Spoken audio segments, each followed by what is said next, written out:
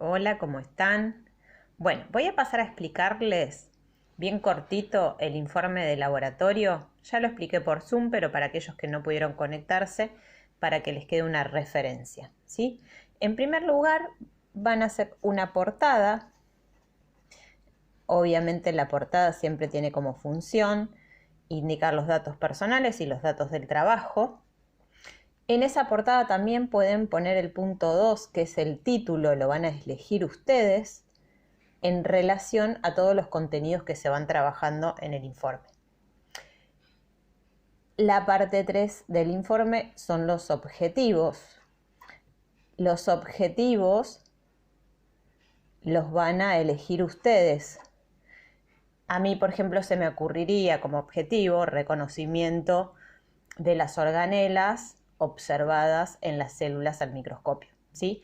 Y así pueden ir definiendo, por lo menos 4, les pido yo, objetivos. En el punto 4 les hice una referencia en el marco teórico, en la parte del resumen, va a ser el marco teórico. ¿Qué es el marco teórico? Es un marco conceptual que me va a permitir entender lo que voy a trabajar, ¿sí? Ustedes, como van a trabajar con células, en el marco teórico podrían poner la importancia de las células, la estructura celular, hablar de organelas o de microscopía o el uso de herramientas tecnológicas porque estamos hablando de un laboratorio virtual. Pero lo definen ustedes al marco teórico, ¿sí? Siempre es un marco conceptual. Y a diferencia del anexo, que lo vamos a ver después más adelante, en el marco teórico solamente pongo texto, ¿sí? No gráficos. La parte 5 del trabajo son los materiales.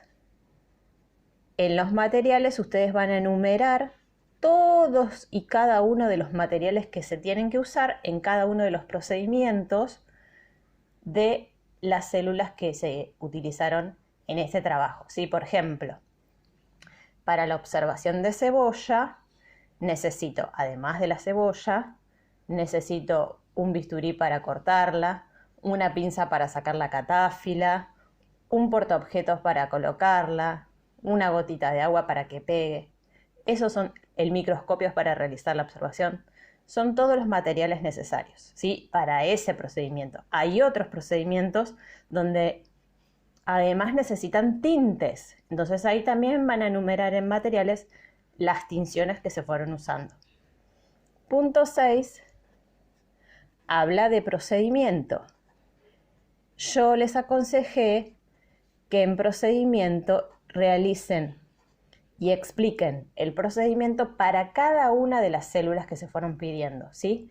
Así no se mezclan. Un procedimiento para la alodea, un procedimiento para la cebolla, un procedimiento para el glóbulo rojo y así con todos. Punto 7, casi el más importante, son los resultados.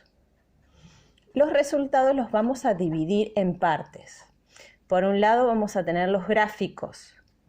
En los gráficos ustedes van a dibujar lo que observan en las fotos. Esos dibujos se hacen en hojas lisas y en lápiz, y el gráfico se hace dentro de un círculo, ¿sí? Porque este círculo está simulando lo que se ve a través del ocular del microscopio. Luego, en los resultados vamos a tener la clasificación de la célula. ¿A qué me refiero con clasificación? Me refiero a si esa célula es animal, es vegetal, ¿sí? Es procariota, es eucariota. Esa es la clasificación. Luego vamos a tener en la parte, todo esto en relación a los gráficos, ¿no? Las referencias.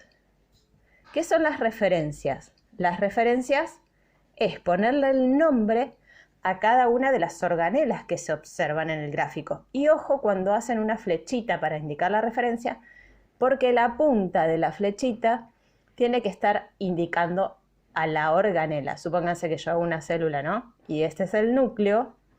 La punta de la flechita me tendría que estar indicando ese núcleo y no al revés, porque a veces están al revés. Vamos a poner también en los resultados el aumento. Tienen que considerar entonces las fotos que utilicen o el material que utilicen para trabajar que tengan indicado el aumento, es decir, qué aumento se utilizó para ver esa imagen. Luego vamos a tener una octava parte del trabajo que son las variables. ¿Qué vamos a poner en las variables? Vamos a poner cuáles pueden ser las causas por las cuales el trabajo pueda fallar, ¿sí? Por ejemplo, en un laboratorio real, una variable podría llegar a ser que las lentes estén sucias, ¿sí? Entonces no puedo observar bien. Otra variable puede ser que el espesor de la muestra no sea el adecuado. Y así pueden pensar muchas variables que podrían influir sobre el informe o sobre los resultados del informe. Cuanto más variables pongan, mejor va a ser. Así que piensen varias variables. En el punto 9 del trabajo vamos a hablar de un anexo, donde en el anexo se pueden poner gráficos, ¿sí? Entonces, todo lo que quedó pendiente en el marco teórico se puede ir al anexo, ¿sí? Por ejemplo, puedo poner un esquema del microscopio y sus partes para que me permita saber cómo funciona el microscopio. Puedo poner nombres de materiales de laboratorio para que se consideren, para que se conozcan, ¿sí? Todas las aclaraciones que se quieran hacer conceptuales se hacen en el anexo. Vamos a tener la conclusión o las conclusiones. ¿Qué va a pasar con la conclusión? La conclusión va a tener relación con los objetivos. Es decir, en la conclusión yo voy a explicar si cumplí o no con el objetivo y por qué, ¿sí? En la conclusión también puedo poner algún tipo de apreciación personal. ¿Qué me pareció a mí? ¿Sí? ¿Para qué me sirvió este trabajo? Eso voy a poner en la conclusión. Y como última parte del informe voy a colocar la bibliografía que utilicé. ¿Sí? La bibliografía que se utilizó para realizar el marco teórico y para los anexos. ¿Sí? Va a ir acá.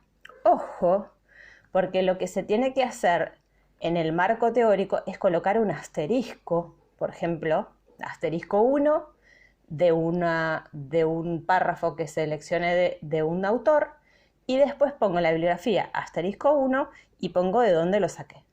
Otro párrafo pongo asterisco 2 y pongo de dónde lo saqué en bibliografía. Lo mismo con el anexo, ¿sí? Se va marcando párrafo por párrafo con asteriscos y va a parar a la bibliografía de dónde salió esa información, ¿sí? Este sería el resumen de lo que hay que hacer en el informe. Cualquier duda que tengan, me consulten.